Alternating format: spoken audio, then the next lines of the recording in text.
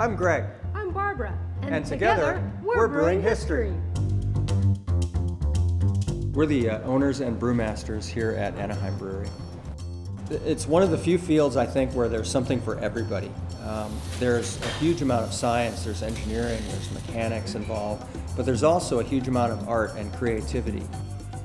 Both of us were in the Army for 24 years. Well, we were so fortunate because our time in the Army, we didn't actually go to war. We were stationed in places like Germany, and it just gave us such a wonderful view on the world. And there's different ways of living and different ways of doing everything, and I feel like we brought that interest and curiosity with us when we came back to the U.S. For us living in Germany, every small town had its own local brewery. They didn't try and reach out and market to the rest of the country. They weren't trying to take over the world. They really just served the community that they were in. So when we built the brewery and tasting room, we wanted it to feel like your local tavern. So we have families where the parents are meeting their grown children and grandkids on Taco Tuesday, and they've got 2 tables full of people they bring now every week because this has become their gathering place.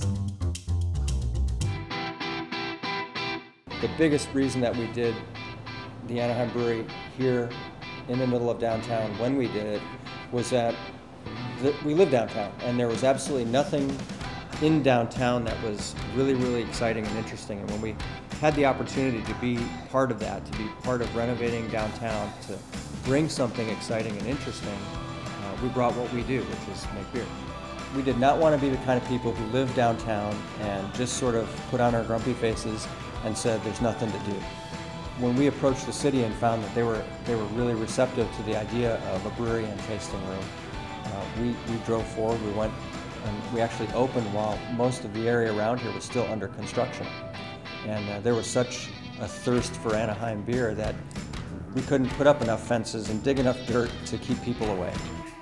When we first opened the Anaheim Brewery, of course, this was a big construction zone, but now it's kind of a hub of activity. And as the packing house nears completion, those businesses come and see how successful Umami Burger and the Anaheim Brewery are, and now they're going to become successful.